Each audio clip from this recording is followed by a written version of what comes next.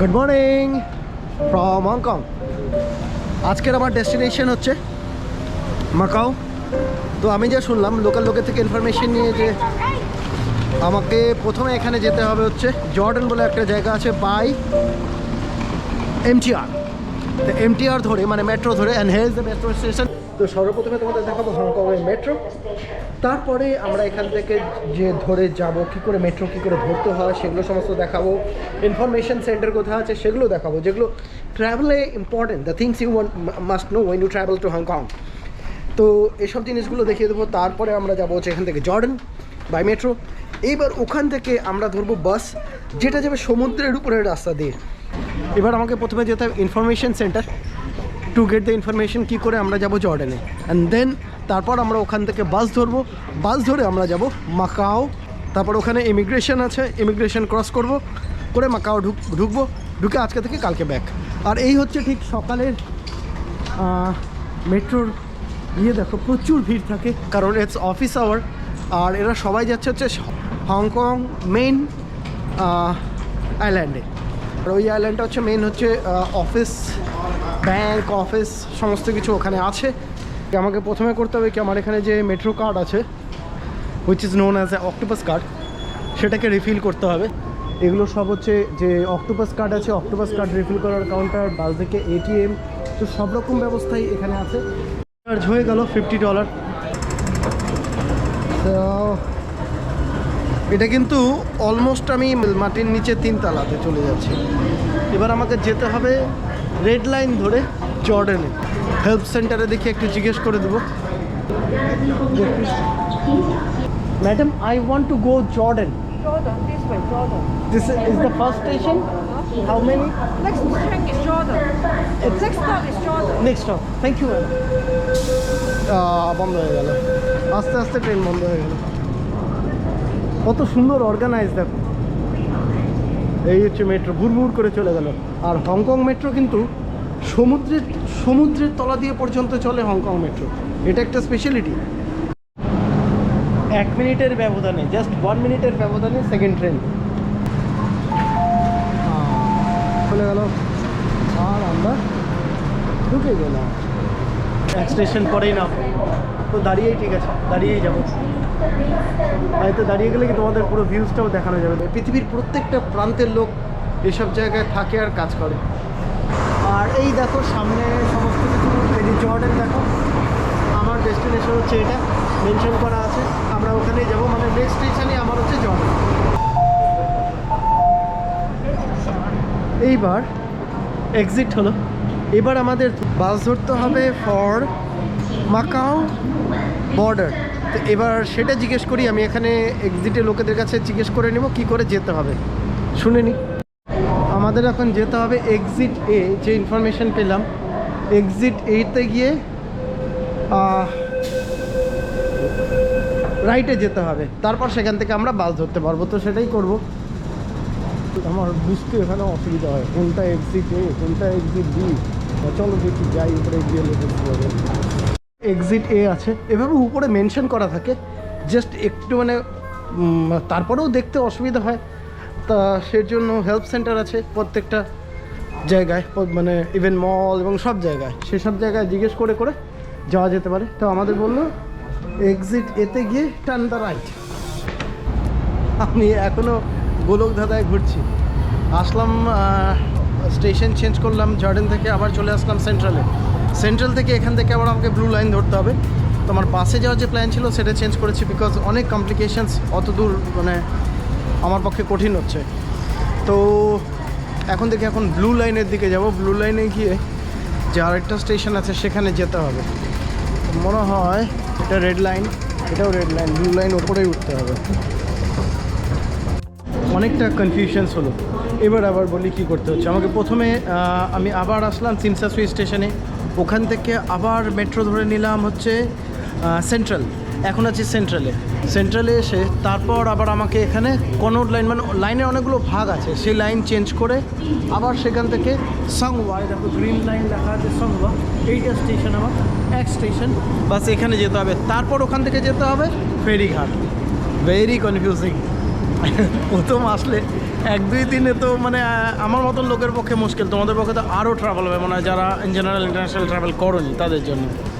So এই সে দাঁড়িয়ে আছে, এবার আমরা ঢুকে গেলাম।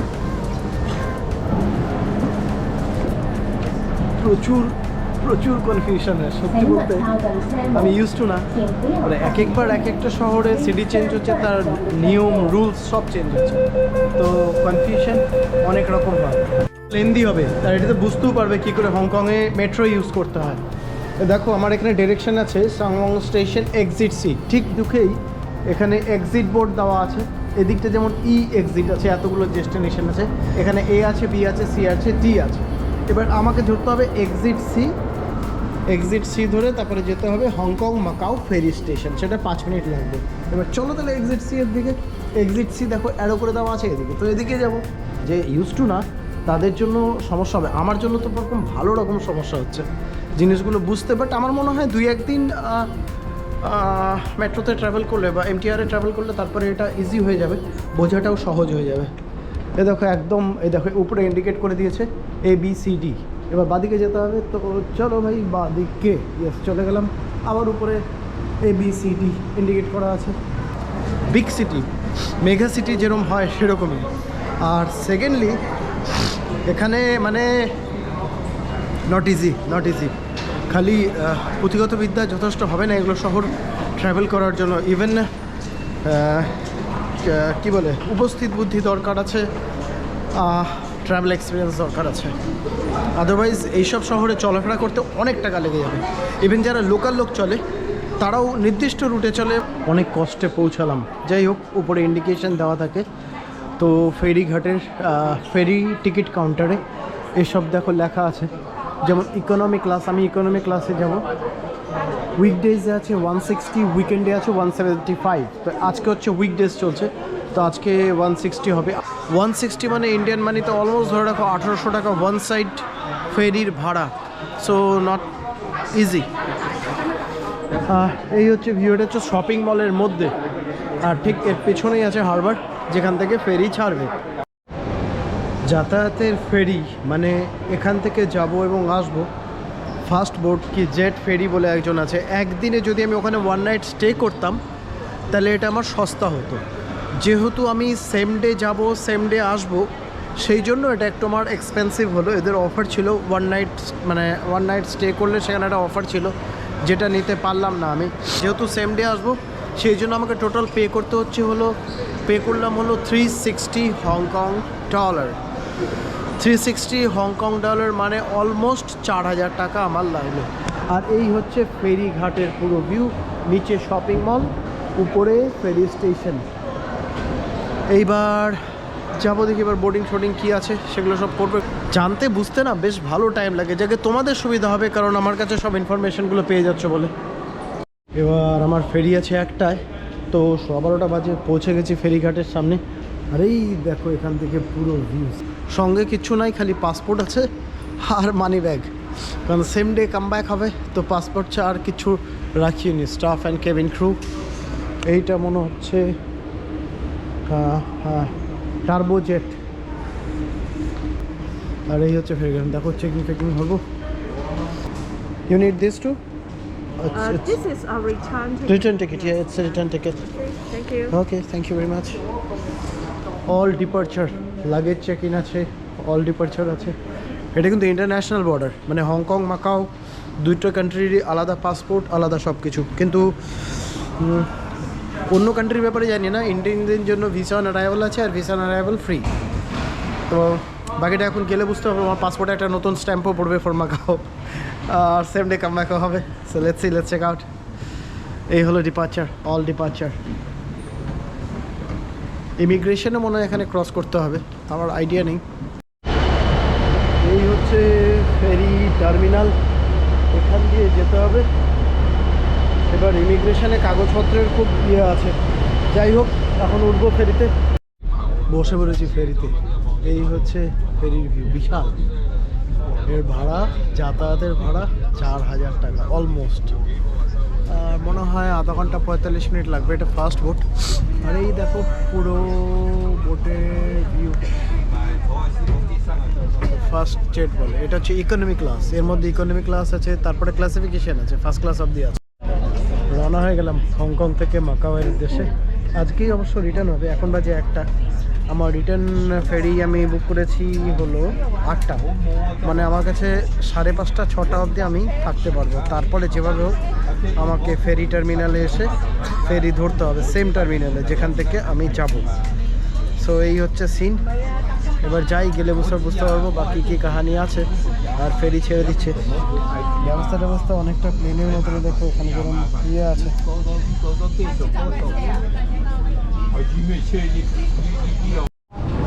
জার্নি হয়ে গেল 1.5 ঘন্টা, নেমে পড়লাম মাকাওতে। এই হচ্ছে বোট, এটা দিয়ে এলাম। আর এই দেখো এখান থেকে পুরো ভিউ। এই যে ব্রিজটা, এটা সমুদ্রের উপর দিয়ে, এটাই হংকং আর মাকাওকে কানেক্ট করেছে।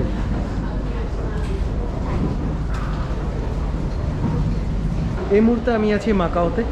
মাকাওয়ের ইমিগ্রেশনে কিছু জিজ্ঞেস করলো না, পাসপোর্ট নিল, 2 মাসের ভিসা দেয় মাকাও। 2 মাসের ভিসা দিল, ভিসা চার্জ 0, কোনো চার্জ নেই। তো আমরা তো 2 মাস থাকবো না, আমি জাস্ট আজকেই রিটার্ন করব। এবার আজকে হবে আমার মাকাও ট্যুর। প্রথম জিনিস বলি, মাকাওতে নামার পর ফার্স্ট হচ্ছে যে কোনো একটা ক্যাসিনো যাওয়ার বাস নিয়ে নাও, নিয়ে go to Macau city centre. তারপর আবার ফিরে আসতে হবে এই সেম ফেরিঘাটে। সো এখন যাব আমরা সেই বাস ধরতে ফর মাকাও সিটি। চলো এবার দেখি যতটুকু দেখা যায় একদিনে, দেখবো, তোমাদেরকে দেখাবো। আশা করি আমার দেওয়া ইনফরমেশনগুলো তোমাদেরও কাজে আসবে।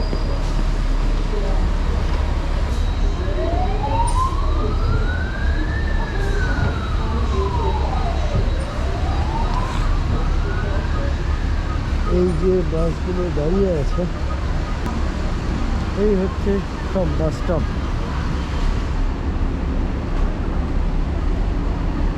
এই হচ্ছে মাকাও সিটি। 1 ঘন্টা লাগলো হংকংয়ের সেই ফেরিঘাট থেকে মাকাও আসতে, কিন্তু টিকিটস আর রিয়েলি এক্সপেন্সিভ। সেই সমস্ত বাসগুলো দাঁড়িয়ে আছে, এগুলো সব ওই ক্যাসিনোতে যাবে।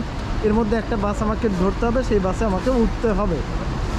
মাকাওতে নামার পরে এখানে সমস্ত যত 5 স্টার হোটেল অ্যান্ড ক্যাসিনোস যেগুলো আছে তাদের বাস সব দাঁড়িয়ে থাকে। আর এরা ফ্রি শ্যাডেল দেয়, মানে সেই হোটেল অবধি তুমি বিনা পয়সায় যেতে পারো। এবার এখানে কোনো রেস্ট্রিকশনস নেই যে তোমাকে সেই পার্টিকুলার হোটেলে যেতে হবে বা ওখানে ক্যাসিনো যেতে হবে, দিস নো সাচ রুল, ঠিক আছে। বাট সেই সমস্ত বাসে আরামে উঠে যাওয়া যেতে পারে।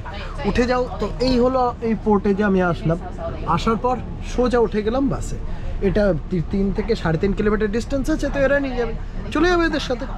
গিয়ে এভাবে যেটুকু পারি মাকাও দেখে ডেকে তারপর একদিনে ব্যাক। এই হচ্ছে বাসের সিট, সুপার ক্লিন, সঙ্গে চার্জারও আছে, কোনো কিছুর কমই নেই। চলো এভাবেই মাকাওকে এক্সপ্লোর করা যাক একদিনে। মাকাওতে লোকে আসে ক্যাসিনো খেলতে, জুয়া খেলতে এক কথা। এছাড়াও এখানে আরও অনেক কিছু আছে দেখবার মতন।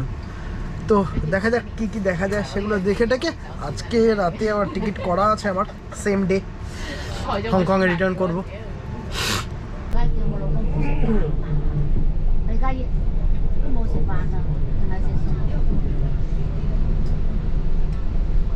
এই হচ্ছে পুরো মাকাও শহর। এবার করব কি, ওখানে পৌঁছানোর পরে না তারপরে দেখবো আশেপাশে ঘোরার জায়গাগুলো কি আছে, গুগলে ইউজ করে যেগুলো আছে সেগুলো ঘুরে নেবো, ঘুরে ঠুরে ব্যাক।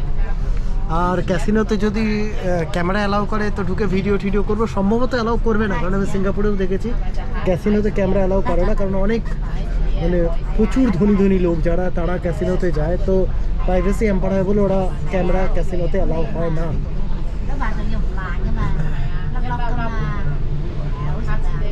সব রেসিডেন্সিয়াল প্লট, উপরে সব লোকজন থাকছে, বিশাল বিল্ডিং। এক তো হংকং আর মাকাও হচ্ছে বহু পুরনো শহর আর ভেরি রিনাউন্ড শহর। এই দেখো এই যে ক্যাসিনো, একটা ক্যাসিনো লেখা আছে, ল্যান্ডমার্ক মাকাও ক্যাসিনো। তো এই শহরটা খালি ক্যাসিনো আর এই সমস্তের জন্যই বিখ্যাত। হংকংয়ে কোনো ক্যাসিনো নেই, কিন্তু Macau is a city of casino. সারা পৃথিবীর লোক এখানে আসে ক্যাসিনোতে, যেমন Los Angeles, like that. It's আমি বলবো লস অ্যাঞ্জেলেসের থেকে বেশি লোক এখানে আসে, মাকাওতে আসে। তো এগুলো হচ্ছে this cities are pride of Asia. এগুলো হোটেলে এক রাত্রি থাকার ভাড়া আমার মনে হয় 50-60 হাজার টাকা পার হয়ে যাবে।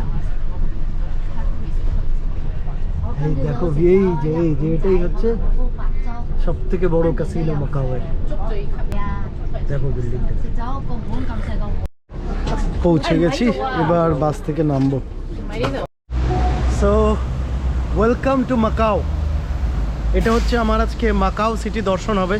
তোমরা দেখেছো আমার কি করে আসলাম আমি হংকং থেকে মাকাওয়ে, up to the bus service, bus কী করে নিলাম সব দেখলে। তো এইবার এটা হচ্ছে আমার মাকাও সিটিতে ফার্স্ট ভিডিও।